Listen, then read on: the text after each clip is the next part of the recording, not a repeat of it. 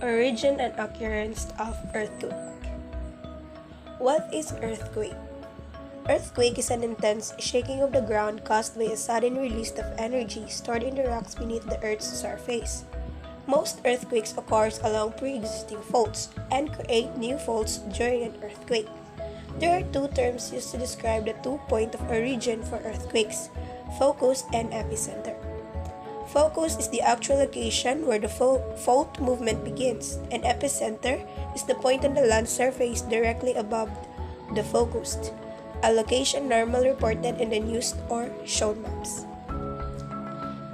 Typically, minor earthquakes and tremors that are caused by human activity such as fossil fuel production, mining, hydraulic fracturing, nuclear testing is called induced seismicity.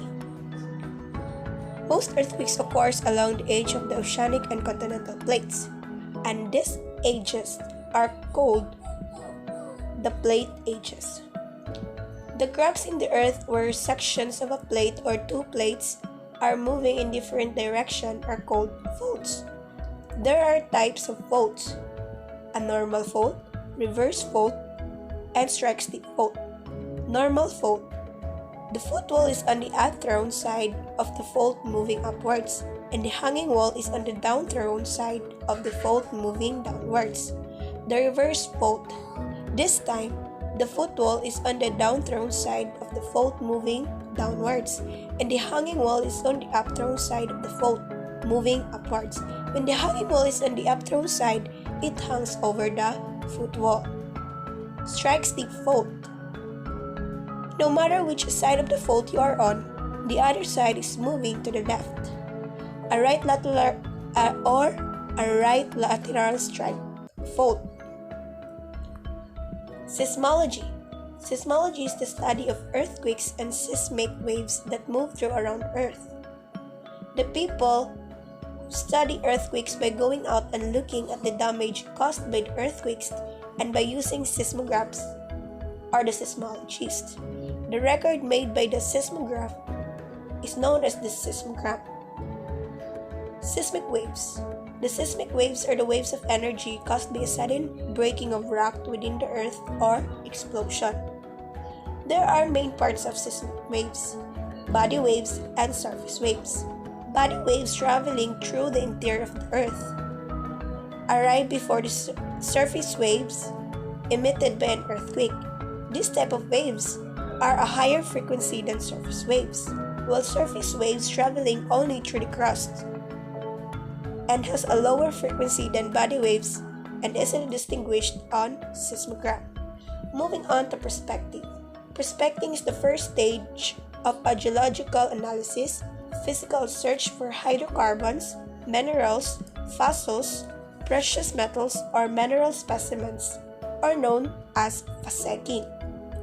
Geophysical prospecting. The geophysical prospecting is the study of the structure of the earth crust by physical methods for location and the surveying of minerals. It is an integral part of geophysics.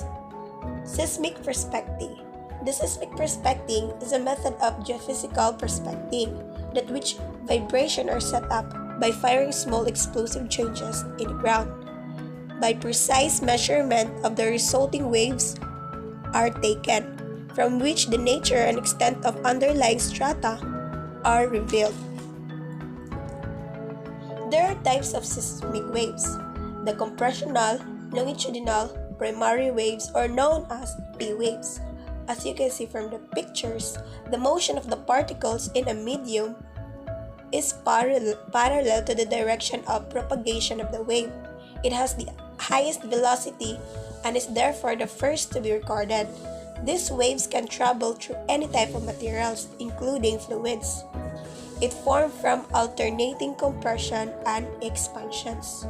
Next is shear, transverse, secondary waves, or S waves.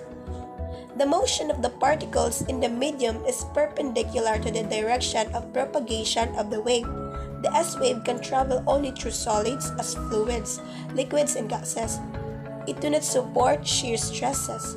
The S waves are slower than the P waves.